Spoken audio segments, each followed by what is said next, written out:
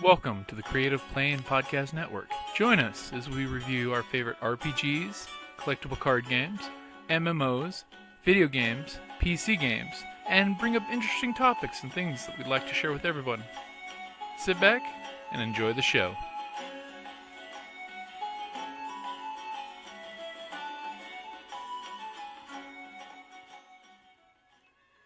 Hi, this is Kelly, aka Trixie from Ragnarok and Roll, a Scion to Ragnarok story, and Tilda Wimblewick from D&D Journey of the 5th Edition. First off, I would just like to say thank you to everyone for listening to our varied adventures, as well as for rating us on iTunes and rpgpodcast.com. If you haven't rated us yet, we would greatly appreciate it if you could. And if you're looking for more ways to support our efforts, we are now on Patreon, a great site where you can help us continue making more podcasts, as well as some special surprises for our patrons. If you can, please look us up at www.patreon.com/cppn. Every little bit helps. And again, thank you for listening. Shut up. I'm Dave Van Dyke. I'm a science fiction author, mostly self-published. I have a few books with a small publisher, but I'm mostly self-published. I started in 2012. I write science fiction, mysteries, a little bit of other things, about 30 books, and I make a living. And that's the thing that I always tell people, say, are you published or this or that? It's like, I make a living. I'm Jill Knowles. I write fantasy, science fiction, horror, a lot of short stories out there. I have 6 full-length books that are in erotic romance, small pub.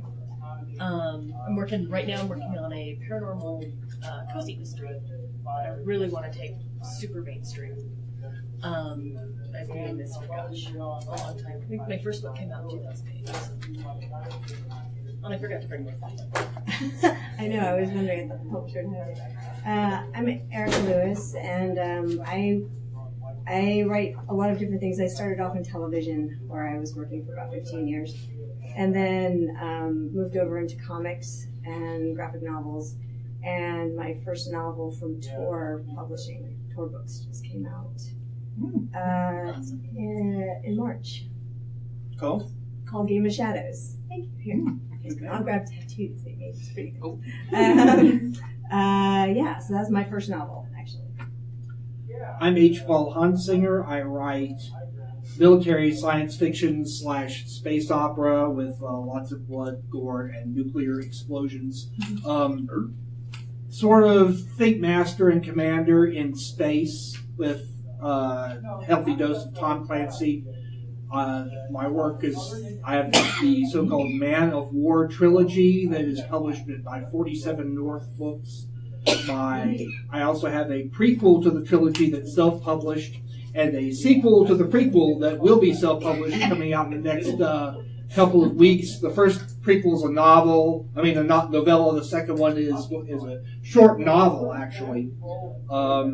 And my fourth book, continuing the trilogy, should be out sometime next year, probably late next year, the way things are going. I've had some health issues kind of delayed me. And my dad worked in television 20 years. There you go. And we're talking about creating compelling characters. So what's the first thing everybody does when they start developing? What? My stuff tends to start out with what would happen if, what would happen if, short story I was just talking about Roger.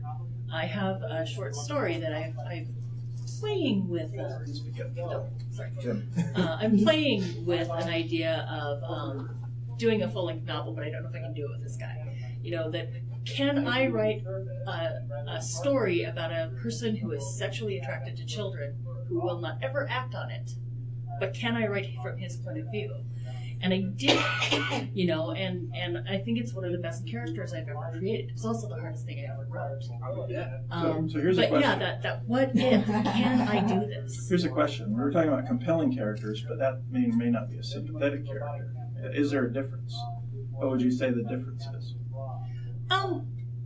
A compelling character you have to want to read. You don't have to want to like. Severus Snape. Nobody likes Severus Snape, but he's the best character. He's a fascinating character. He's compelling. You want to know what this guy is thinking, why he's doing what he's doing. You don't have to like him. Darth Vader. Until they ruin it. Until they ruined him, right? I mean, in the real movies. How do you start with your characters? Oh, gee. Start with plot first, I'm a or you total jump in? pantser. Okay. I try to plot, but I'm mostly pants. So I think I tend to back into my best characters. Has anybody ever read? I'm fishing for compliments, right? Has anybody ever read Plague Wars in my books? That's all right. Odds are, even though I've sold many books, the odds of how many people have actually read it by percentage is relatively small. But one of my best and most popular characters is an anti-hero. A cruel, vicious man who yet is he's kind of the necessary one. He's kind of the Wolverine or the Punisher, if you put it in comic book terms. The guy who will go in there and do the stuff that nobody else will do. And then everybody else loves to hate on him. And then he goes, yeah, but without me, you guys would have been toast. And so, to me, that guy ended up as, and his handle, if you want to call it, is Spooky or Spectre. But he ended up being the one that nobody else, they'll do stuff nobody else will do. And that's what people, oddly enough, tend to like or tend to feel is most compelling. I would ask the audience, what do you think makes the most compelling character? What characters do you if you pick one character in science fiction or fantasy, who would that be? And what makes him or her compelling? Maybe an anti-hero?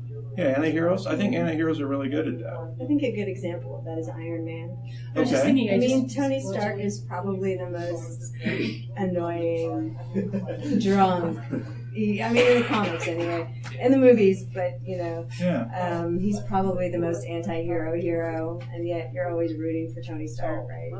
At the risk of sounding like I'm plugging At the risk of sounding like I'm plugging our guest of honor, the most compelling, at least military character, because that's what I'm coming into, that I've ever encountered in science fiction is Grand Admiral Thrawn.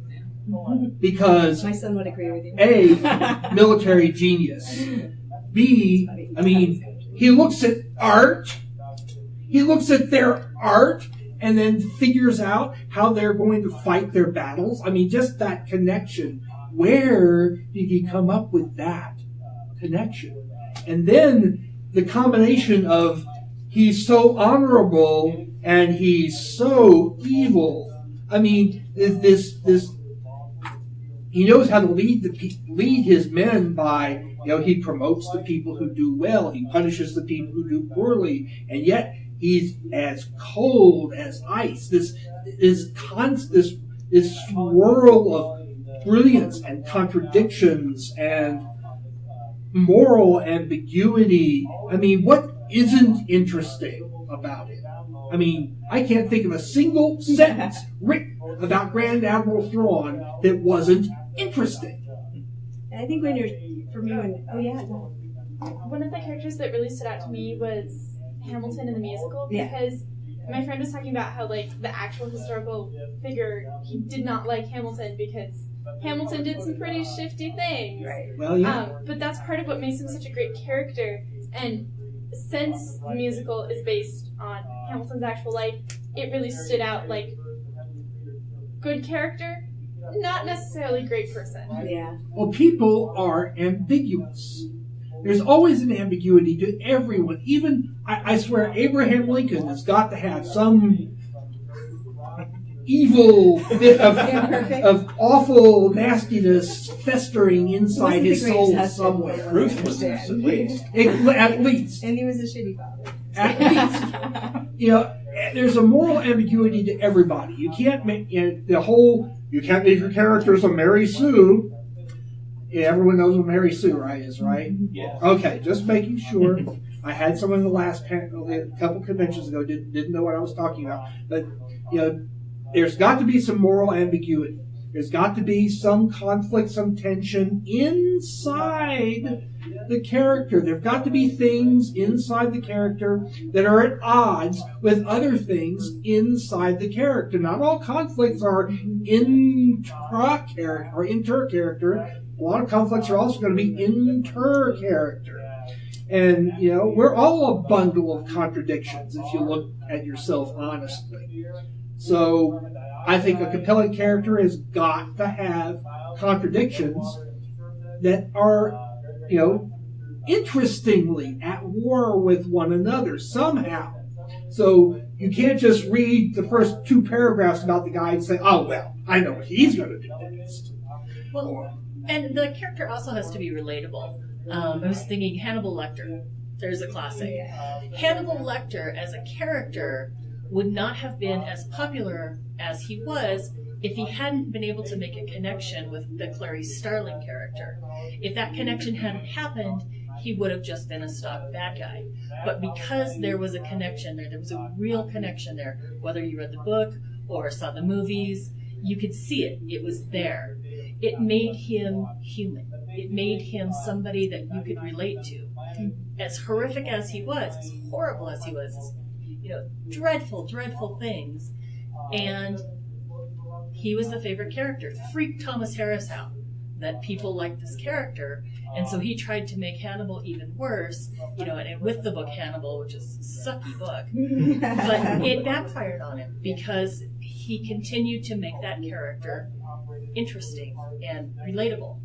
And I think when I personally start to create a character or invent something, I am television minded, so I'm not as much. I'm a prancer about halfway through my outline. I go off outline and I'll go a different direction, but I usually pretty much outline everything. I start with a log line about what the idea is going to be in my head. What is it that I want to say? What's this world? Why is this world different from another world? And then what's the most interesting character to tell that story through? And no matter how many times you invent a character, 9 times out of 10, I end up writing the first chapter in order to figure out who that character is in first person, even though I may not end up writing it in first person. And then I go back and I figure out all the little minor details about this person, really what makes up this person. So there's a comic series I'm writing right now with an actor named John Barrowman. And so John it's coming out with they haven't announced that yet, but anyway, Legendary's picked it up. So Legendary's doing it. So Legendary's doing the comic and the television part of it eventually.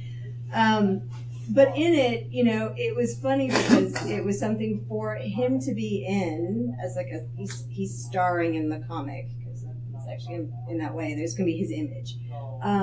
But also, it's about a guy who's cursed to lose everything on his 40th birthday, but he's a real asshole. And not John, the character. So you're not feeling. I mean, you kind of feel bad for him as everything just falls away. He loses his, not death, she doesn't die, but his wife leaves him, his kid vanishes, everything kind of disappears. But in the hard part was that he didn't realize how much he cared about those things until after they were suddenly gone. And so it was funny going through the process of creating that because, when you're working with someone who's actually going to portray this character, it's like, well, why does he have to be such a jerk? It's like, no, John, he has to be a flawed character because otherwise, what is the journey he's going to be taking? And so sometimes I think when I personally create a character, I have to figure out where their arc's going to go related to the story in order to give them enough the kind of backstory that fills in the blanks on that and makes them compelling. And what I love is when a writer surprises me. You know what I mean? And it's completely not the backstory of the person I would have ever, But it still has to make sense. Yeah, it still has to fit through the story, at least for me. I just thought of one, obviously not mine. Who's watched The Blacklist? A few people. Sam or Raymond Reynolds. Yeah. There was, I loved him up until a certain point, and I won't put a spoiler, but if anybody who's watched it knows the point at which of the series when I went from loving him to hating him. And really being angry with him and the writers. But I can tell you, up until that point, the great thing wasn't that he was in between good and evil. is that you didn't know necessarily when he was going to be good and when he was going to be evil. I think the compelling characters for me are the ones that sit at the intersection. You know, you've got your good guy and he's always there, and you got your bad guy and he's always there. But the ones who stay in the middle, and I don't just mean sit in the middle in a gray, I mean that they're half black and half white, or they're checkerboarded. And you're not quite sure where they're going to go. Think of Loki in the Thor. Sometimes he's with you, sometimes he's against you. You know, who else would be those types? Where you Deadpool, right? Yeah. You know, the ones who are, when you really stick them to the wall, they're basically good, but who they are may be good, but they're going to do a lot of evil along the way. Sometimes it's flip-flops. Something David said that reminds me, when he was talking about sitting and moving, it reminded me that a compelling character has to go somewhere. You know, they can't stay. I mean, not that your character, the one you're talking about, does, but what I'm talking about is characters have to develop as they go. At least your lead characters have to develop. You know, I like to, at several points since I'm writing a series, I've got to keep you interested in Max Robichaux through multiple books. And so I've got to think, okay, in this book, Max learns this. Max learns that. Max figures out the other thing. Max is overconfident and has his ass handed to him. You know, people have to develop. People change because we're all living beings. And if your character starts out at point A and stays at point A, he can stay in the same sort of gray place between good and evil, but there has to be some change, some development, some progress to keep you interested, to keep him compelling because he is alive. I'm going to totally pick a fight with Paul here. I don't mind. And the entire Master of Fine Arts establishment. And give you one example. Lee Child, Jack Reacher, never frickin' changes. He's the same guy in 35 books. And I'm going to tell you, he kind of bores me. Okay. I don't want anyone to take this the wrong way. Right. But you're an artist and an author. So you're an artist and an author. Right. Okay? So the question is, are we writing for ourselves at a certain level of sophistication, if you want to call it that, or are we writing for an audience? And I'm not saying y'all are unsophisticated. I'm saying that authors and readers are different creatures, just as a television person and a viewer, because I'm just a viewer, is a different creature. And I'll tell you, people can be very successful writing the same character that never changes and never develops over and over if they're a popular character. Yep. Twilight. That's absolutely true. However, the problem with that theory is that Paul Hunsinger, as a writer, if he tried to do that, would bore himself to death and would stop writing. Right, which is what he was saying. Is that we're writing for ourselves. There's the internal journey, they call it, the external journey, right? That's what you're exactly. I have to stay interested in what I'm doing to keep doing it. Yeah. That's great, but just don't. We need to not lie to ourselves and say you are for the reader. I agree with you. Absolutely correct. I agree with you to the extent that because most readers don't want to see Harry Potter grow up. They want to see him stay in Hogwarts for his entire life. They don't really want to see him move on. They want to see him stay there for book after book after book. I'll point out that one character is the only one to me that had no arc in the books. Like I never felt he changed from book one. And it was brilliant. Except all the other characters had a great arc in terms of their emotional journeys, but I never felt like Harry. He was always sort of kid always trying to do the right thing. But we all have different audiences too. Yeah. And my audience is overwhelmingly ex-military, a bunch of engineers, people in technical, people in aerospace, people who are students of leadership. And a lot of people read my books for the leadership development aspects of the books, and they expect to watch Max Robichaux develop as a leader. They expect to watch him teach his crew to grow into their roles. They're looking for, I get these emails, and that's people saying that's what they're reading it for. So I understand that there's a lot of literature that sells a lot more stuff than I sell. Where you can have a character like Harry Potter who never excited me. I love the books. I love Dumbledore. I love Snape. I liked, what's their name? Actually, I was Ms. McGonagall. Ms. McGonagall's my favorite character in the whole thing because she reminds me of an aunt. Even talks like her. But these people can be very successful. But there are people who write things with audiences who expect certain kinds of development. Well, it's like romance.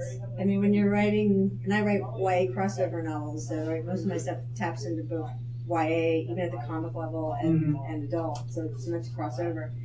And if there's not It's one of the reasons that I don't want to do romance. An emotional journey. It's very emotional. But isn't the boring. romance journey, and pardon me because I'm not a romance writer, but isn't the romance journey usually from it's A, B, C, and that's the end of the book?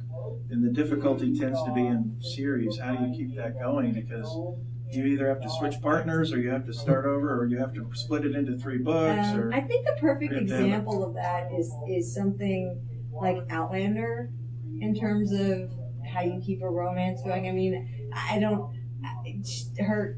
Sean McGuire's October Day series. She's gotten. She had a 3-book romance and then killed that guy. Now she's had a 7-book romance. 7 books with the same basic 2 persons. Yeah, because they're Outlander's on novel. They're urban fantasy. They're not sheltered romance. Okay. My wife has written 26 romance novels, not conventionally published, self-published, but she makes a decent living doing it. And but that's not a 26-person arc, a 26-book arc, right? It is they are all set in the same universe. Okay. That's what the same people? But they're fantasy, and it's a different heroine each time. It's a heroine and 3 different guys each time. They're aliens, and they made 3 guys in one man. They share a soul, and their soul is joined in the woman, and it's lots of hot sex, but it's also. But anyway, that's how she sustains it. But each book, in fact, I had to tell her this. She says, Paul, I'm kind of lost.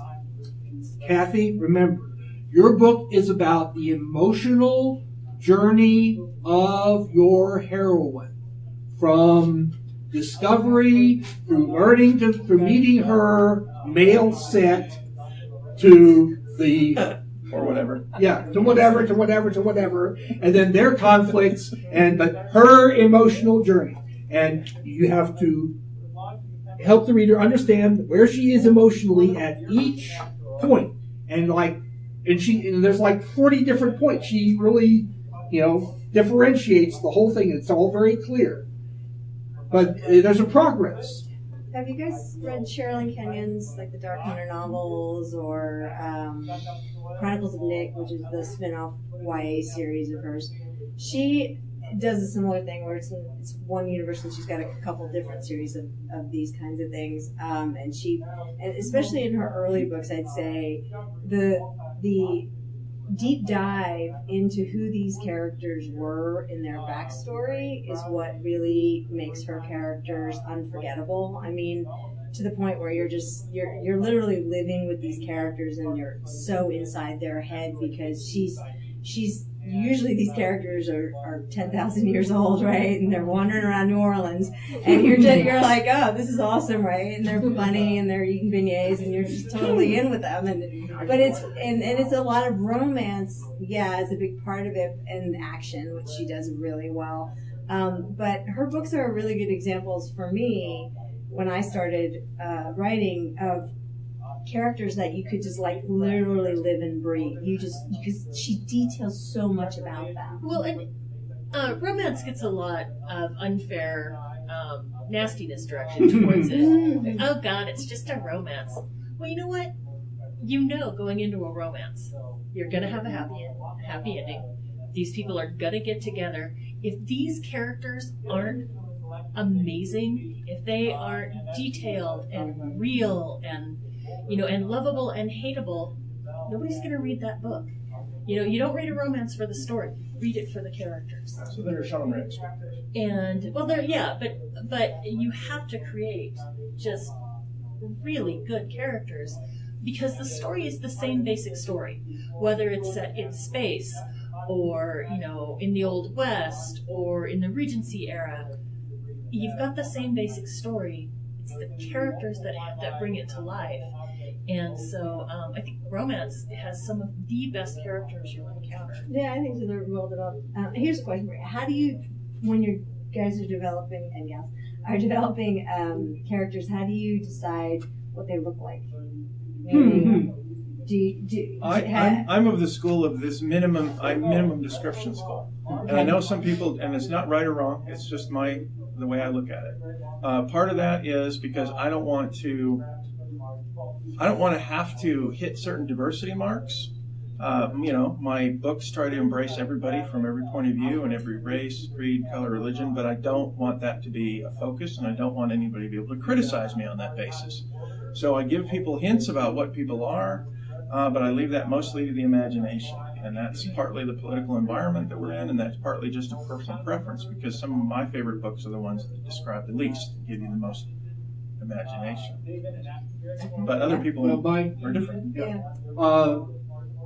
One of the key hooks to my books is that my starship captain is Cajun, so I play with that. And so there are certain ethnic characteristics of Cajuns, and so those are described. Except my guy is a pure Cajun, so he's got more height to him than your average Cajun.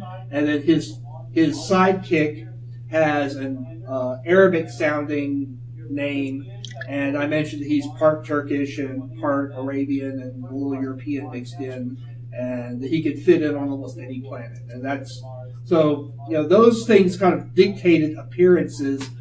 I had an image in my mind of what my guy looks like, and then the publisher comes in and shows me all these pictures of the guy they want to put on the cover, and these guys are all too good looking. My guy's got kind of big ears, and if any of you know what spacecraft designer Max Faget looked like, put some height on him, and that's kind of my guy with hair. They said no. No, he's got to be. So what about you ladies? Do you tend to describe a lot in detail? I always mentally cast the part, but I try not to give a lot of details. I'll give hair color, I'll give eye color, but I like to do things like associate a particular scent. Gunpowder and ozone. Oh, that's cool. Or something, and try to do it with a more intangible, rather than the thing. Yes, in my mind, I know that this person is played by Tom Hardy, but I'm not. See my wife smiling back there because she Tom Hardy kissed her. So it's at one point in our lives. It's interesting for me with Game of Shadows. It's a fantasy novel, real world, but it's urban fantasy, but it still goes into a lot of. It's set in Celtic mythology, so there's a lot of characters I had to take from there. So it was easy for me because it was blue people, and I can shake it up that direction. In the comic series, it has to be a real slice of life, and so what I find is that it's amazing working with artists, because I actually have to describe somebody down to their dimples, head to toe. So I tend to be an over-describer in many ways, and I live in Culver City, California, which is part of sort of LA, but it's separate, and I'm from an extremely diverse. I think our schools are the fourth most diverse in the country. So it's just that's what my characters tend to look like. Especially when you're talking about comics, because I studios there, have to do that. There are a lot of TV studios in there. Yeah, Sony's in Culver City as well. Yeah. Laurel Hamilton says, Anita Blake looks like Laurel Hamilton. And it's because Anita Blake, the character, has all of these physical things she has to be able to do. So Laurel has to be able to do those things so she can describe them. And so she deliberately made her character her size, her shape, her level of strength, so that she could do these martial arts moves or throws or whatever, and have it be realistic on the page. Well, and I'm 5 feet tall. Well, I have heels on, so maybe 5'2" right now. And so for me, writing a 6 foot tall woman would be impossible. I don't even know what it's like to be able to reach the dishes at the top of the counter. I have to climb up on the counter to get the dishes. So I can combine it. Yeah, to that point, it's as far as lead characters. Maybe that's why my next series is from towards actually middle grade. That raised my height. I have a question about people talking. Now, when you're writing your characters' dialogue, you don't want them all to sound exactly alike, obviously. How do you develop unique voices for your characters? Do you have characters talk like people you know, or do you start from scratch and say this person would do this and that and the other thing? Or I start with their backstory, with kind of who these characters are. In Game of Shadows, the main character is a kid who's really obnoxious. You know, he's sort of like Nick in the Chronicles of Nick and Percy Jackson. And he just never does anything anyone tells him. So that, in a weird way, that was easy because I have a kid and I know what that's like, and he's that age, and you just want to kill him all the time. And so, you know, that part was really easy for me. But then it was the other voices. There's a character named Captain Bartlet who's basically been his bodyguard since when he was in Los Angeles. And he's old and crotchety, and it was only developing his backstory that then lent itself to his own personal voice in the characters, because his impressions of things, having lost a son in a war, having family who hasn't seen him for 14 years because he's been following this kid around who's completely not grateful at all, and he's going back to having disappeared all these years. You know, you had to figure out who was left. You know, who was he before, and then who is he after, and then his voice came out. And I think that's probably why we like Snape and Dumbledore, because in a weird way, you have Harry, and then you have all these other people who are coming into his life in a different way, and how do you make them unique? And I feel like the backstory tends to do that. Well, speaking of backstory, friend story, and also it's analogous to less description, more description. More description is like backstory. Less description is like the immediate, step into the novel, boom, and action. For the audience, I mean, what makes a compelling character for you? If you pick up a book and you step right into the story, does that make you want to read the backstory, or would you rather tend to read the backstory that will make you want to advance into a conflict situation? Because I'll tell you, the conventional wisdom is start with the action, do the backstory later. And yet these backstories are very popular with some people. So which comes first? Which is chicken, which is egg? I just want to throw that out there for you guys. Good examples. Has anyone read The Bone Season? Smith, Shannon? Okay. Amazing British, young. I think she was like the woman who wrote Divergent. Sold her first novel, I think, when she was a senior at Oxford.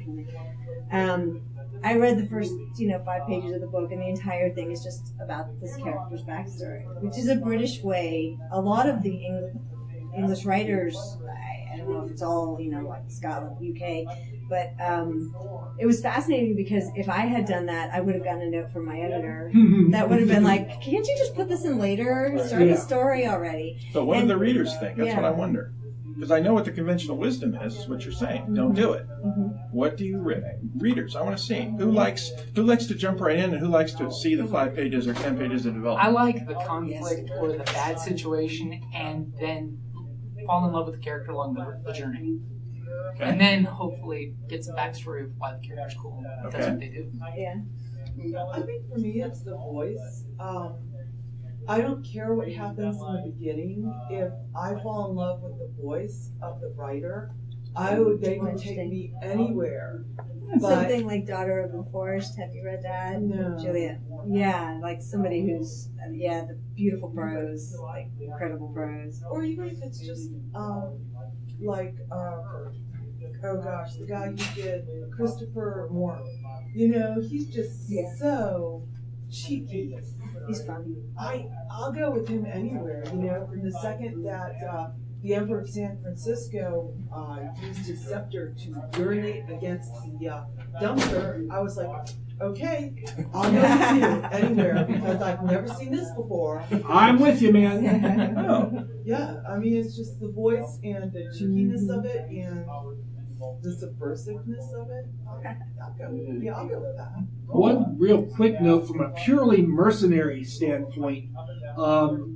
Most of us get a lot of our book sales on Amazon, and a lot of those sales come from what people see in that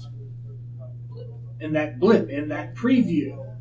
And Amazon marketing people tell me, I know because Amazon is indirectly my publisher, tell me that the jump into the in medias res, grab them by the gonads for the first page introduction is more likely to sell more books. So whether you like it more, you guys might be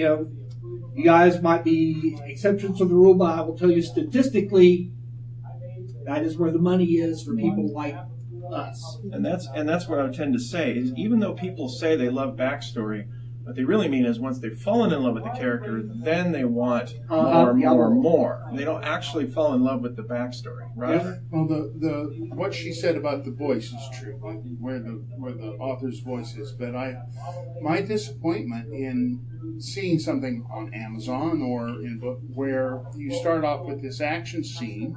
Okay, this is something. This is okay, but then you get 30 pages of stuff that's so boring that you just say, I'm never buying that author again. So you're saying they start with an action scene, but then they go to the backstory afterward. Yeah, they go to a really boring, poorly told backstory, and I'm never buying them again. So I would really rather have the backstory first to find out if I like the author and the characters than the action scene. Well, what about if you start off with an action scene and then what comes next is not backstory, but simply necessary, relevant narrative that brings you up to the next action, and backstory is woven in in flashbacks and those work. Yeah, well, and part of the techniques, it's interesting because, you have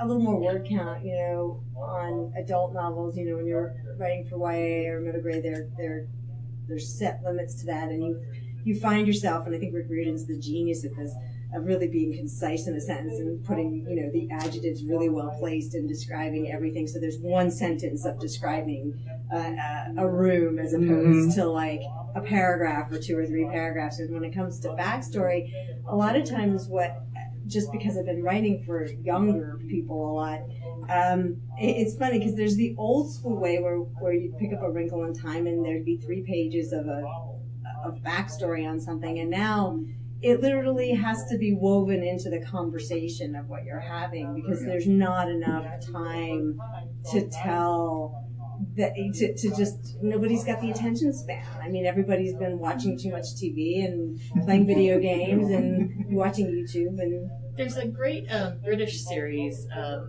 It's shelved in middle grade. If you're a Jonathan Stroud, the Lockwood and Co. series, one of the best horror series I've ever read in my life. Probably why I haven't. And DJ McHale does good. But what he does is, and this is a very, very British, is that you leap right into the big confrontation with scary ghosts that if it touches you, you are dead. And you get to the climax of the scene, and then he stops. And then you get the 30 pages of backstory. Oh, Lord. But it's so good that you're not angry. Yeah, he's one of the best I've seen. Neil Gaiman's Graveyard book that too. Is very poignant on that. He starts off with a scene. Literally, the first sentence, because I was actually looking at it recently, it is from the perspective of the knife that's doing the murdering in the first 3 pages. And it's fantastic. So you start out with this paragraph about this knife, and you're like, this is the craziest thing I've ever read. And then all of a sudden you realize it's a guy in a house whose job is to murder everyone in the house. and he's wandering around. And all of a sudden, the crib where the last one is left is empty. And so that's your launching point for, well, where did this toddler just wander off? What kind of a toddler would wander off? So now you're curious about this kid, and then he jumps into the perspective of the kid in the cemetery. Terry Pratchett does that with The Wintersmith. The book opens with what would essentially be the first couple of paragraphs of the final chapter. Yeah, the book and then opener. they jump back. Yeah, and then you go back and you set it all up so that by the time you hit that point, I hate it when they do that to you, though. Oh, I was just thinking that. But I was crazy. just thinking that. But this is Terry Pratchett. I know. No, 48 hours earlier. Binge watch. Yes. I mean, really, don't do that to me. Anyway. That's why I have not seen one episode of Game of Thrones yet. Oh, no. I'm waiting until it's done. Yeah. NCIS does that all the time. I can't watch it. It's too much real life. But that's, it's funny because when I have to co-write a lot too. So when we're creating characters, I write a comic series on Webtoon called Firebrand that Legendary does with Jessica Chobot. And when we were sitting down creating the characters, I got the impression that some of them were Jessica. You know what I mean? So there's that, you're going through and, well, I wouldn't. She's like, she wouldn't really say that. And I'm like, no, she really would. This isn't you. And it's really kind of funny to have to go through and as an exercise, just take a peek. I don't know if you've seen these worksheets. They have them online, creating characters where you're literally, you start out with what they look like physically and then what their backstory is. And if you use Scrivener as a writing device, they actually have these templates directly in there, which is fascinating to me. And then it does talk to you a little bit about the internal and the external journey, which, for me, no matter what it is. That's all very structured. I think that there's always has to be a little something, a little je ne sais quoi that takes that character where you can fill in all those blanks, kind of like painting by numbers, and then all of a sudden it clicks in the reader's or the viewer's mind. Yeah. Because there are definitely characters I've seen, and televisions and movies easier to talk about because they're usually more universal. So I usually go to Star Wars, not because I'm a huge Star Wars fan, because it's easy to reference. But I think of Star Wars as like, you're supposed to, you've got Luke, and you're supposed, Luke is supposed to be the hero. But who does everybody really love? As far as who do you want in the scenes? Who do you want to see on the screen? Han Solo. Han Solo and Darth Vader. Darth Vader. Those are your two guys, right? Okay, so you've got your sort of anti-hero, semi-hero, and then your villain. And those are the ones that you really want to see on screen, frankly. And Luke is kind of a water carrier. Well, and really, does anyone know who Obi-Wan really is? I mean, there's nothing to me about him yet that I've found. No, it's not so much that it's does anybody care? Well, I care about him, which is sad. That character, He was the wizard. Does anybody He was care? Gandalf. He was the wizard, but he had to die, and then he had to come back. I know, but he has no, there's a romance, I think, in the Clone Wars, like they do, and I haven't read all the novels because that would take a long time. But I will say that to me, that is the one character I keep waiting. I'm like, there's got to be something that's going to come out about Obi-Wan. That character could have been, that character could have been so interesting. Even in that first movie, there could have been so much more done with him. And he's just a cipher. He's just generic mentor who has this nifty set of generic semi-magical skills and has a cool sword and the great accent. The great accent. That's Great actor. Exactly. For 1,000 years. Oh, yay. Oh, nice. For 1,000 generations, Jedi kept order in the galaxy. But I mean, he's a good example. If you were going to give, Obi-Wan a backstory, what would it be? Where would it start? We have some of it because we know who his Jedi Master was, and then he died. But go further back. Does anyone know what planet he was born on? Does anyone know? Anybody care? No, but I would care if I did. They didn't make us care. I'm sorry, I was too loud. mentor character that we don't know a whole lot about. Do you ever watch Rick and Morty? Yes. Yeah. The character of Rick. You know, he is an amazing character. He's a fascinating character. We don't know much about him. We know a little bit. You know, we know as much about Rick as we know about Obi-Wan, and everybody likes Rick. And Obi-Wan is just... Have you ever seen The Samurai and the Princess? The Akira Kurosawa movie that sort of inspired... I can't remember the name of the character, but the young samurai's mentor in The Samurai and the Princess is infinitely more interesting than Obi-Wan and has less screen time. Yeah. Anybody seen Marco Polo? 100 Eyes? Yeah. You know, 100 Eyes, the blind weapons master, far more interesting than Marco Polo ever was. And he ended up getting his own 1 hour special out of it. Yeah. But again, as the opposite of Obi-Wan, as you said. Obi-Wan is like, who cares? Han Solo, yay! Are you here to kick us out already? We still have 15 minutes. Does anybody have any questions? Yeah, please, questions. Yeah. For each of you guys, briefly, what makes a character compelling to you? Lots of thinking. My favorite characters are always ones that do something completely unexpected for who they are. So it doesn't matter, you know. I guess, you know, I've been watching Stranger Things, not the second season yet because I finished the first season and I have in the middle of a deadline, and if I don't finish it, can't watch the second season yet. But you know, Eleven was a very compelling character. She hardly spoke. We don't know anything about her. Speaking of, and to me, that mystery makes it. But also her bravery, and you know who she is as a person is what I want to see. As part, it's one of my favorite movies so far. In all of the Avengers movies has been the new Spider-Man movie, because that kid is so real. You know, he's just a sophomore in high school who is in a suit and flying around the city and can't get a date. And there's just something at so a certain real. level, you have to be able to identify with them personally. Yeah. Like, I mean, Ender's Game, you know, especially Yeah. when we were young. Ender, Yeah. the bullied kid from school Yeah. who was smarter than everybody else. A lot of us geek culture people tended to be smarter than everybody else, or at least think we were, and get bullied and get you know, crapped on and stuff. And so we identify with Ender or some other of these YA. You know, a lot of the YA heroes and heroines tend to be outcasts in some form. Yeah.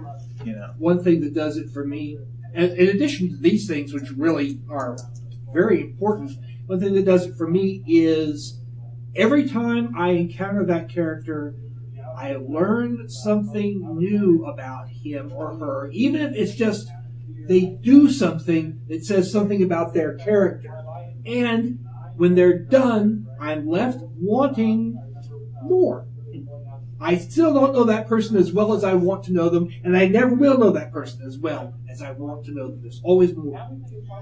My kind of goes along with that. Is I want a character that thinks.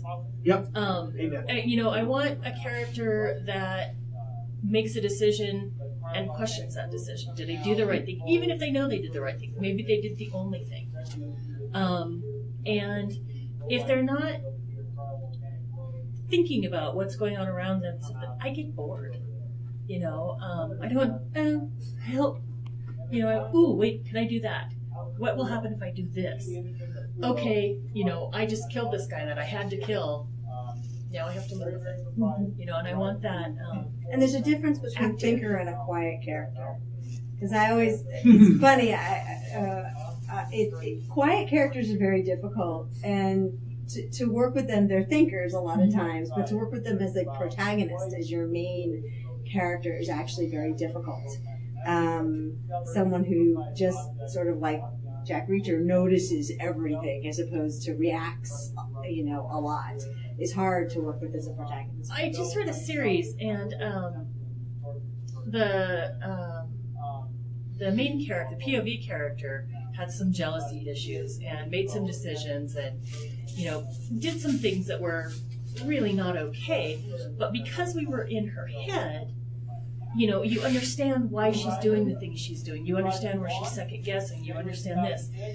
And the author had, in the second book, a non-POV character doing some of the similar things, making the similar decisions. And I despised that character because he's a jerk. Whereas, Yeah. you know, the POV character might have done the same kinds of things, but because I know why, Right. then they're likable. It's like the guy from, I'm blanking on the character's name, and I shouldn't, from Ray Bradbury's Fahrenheit 451.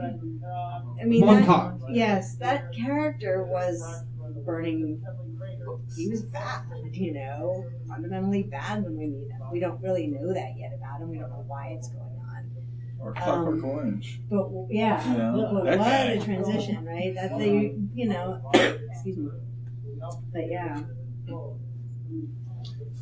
I think we're about. they got kicked out. Well, yeah, you got the 5-minute signal about 4 minutes.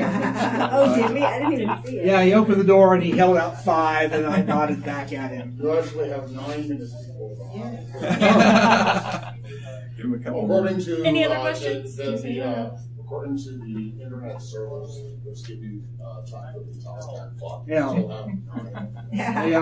So, Yep. Well, I know that I'm 8 seconds slow because I have a time fetish. I was raised by a television director. You did something 5 seconds late in Harvey Hansinger's world, you were late. I guess one answer though about which ones we think are most compelling is we don't always know. At least I don't always know as an author. You've got these certain characters and they fill certain roles because you usually have some relatively conventional hero, straightforward, and like I said, usually a thinker in my book.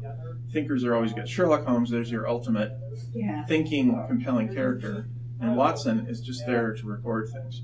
But I don't think we always know. I think we make characters and we assemble sort of a team, unless you're determined that it's going to be one character that goes through adventures and everything swaps around and she or he gets at the other end, having people die along. That's one type of narrative. Mine tend to have a swirling number of different teams because mine are adventure and military, and so these people change and I have different scenes. I don't always know, so sometimes as I'm going along, all of a sudden I realize this was example. Wow. My first book I ever wrote, rewrote it 30 times. Eden Plague. Very relatively conventional hero, former veteran, kicked out of the service, kind of a little bit crazy, got a drug problem. Stuff happens, ends up heading towards science fiction with the plague. But there's a minor character that appears near the end of the book. 5 books in, I wrote her own book, pushed it back and made it book 2, and then put her in every single book afterwards, and she's now pretty much everybody's favorite character. So sometimes you just don't know. You don't know who's going to end up as the best character, the most compelling character in a series that I've got, and he's the protagonist of book 3. Yeah. He was supposed to be a walk-on. Right. And yet somehow they grab you, or they grab the readers. And sometimes it's good to keep them small though too. Like in Firebrand, we have a character named Prin, who's just one of the other. It's about witches in Seattle, and she's the character that is, to me, like the person in high school who would drive me nuts, who was always perfectly dressed and had the perfect shoes and the perfect outfit, but she's overly sarcastic, but she's actually got a really amazing heart, and somehow that resonated in a way that we actually didn't count on. And with Webtoon, you go in, and I don't know if you guys know what this is. It's a free app in the U.S. and it's a Korean company, and it's all the stuff in there is free. So there's 25,000 comments in seconds as your chapter goes up. It's shocking, right? But it was amazing to see how they all just fell in love with Prin, and I was like, wow. But the idea of giving her own story, I'm like, I don't know, this is Natalie's story, and I feel bad. I don't. I've got a character who's basically my main character's boss. His name is Admiral Luigi Hornmeyer, and he's sort of a General Patton plus Halsey plus a little bit of Robert E. Lee plus a little bit of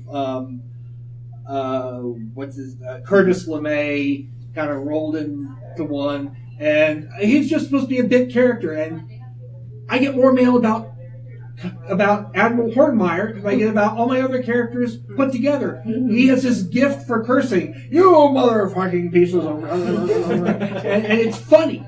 He insults people and it's funny. this has to be done with celerity. Now, I'm not talking about crunchy vegetables. And people love him, but I can't give Hornmeyer his own book. Why not? It would just be too loud.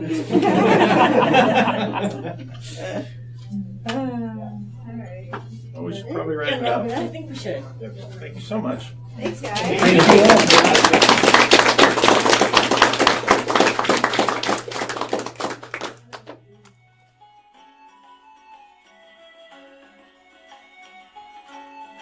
Thank you for listening to the Creative Play and Podcast Network.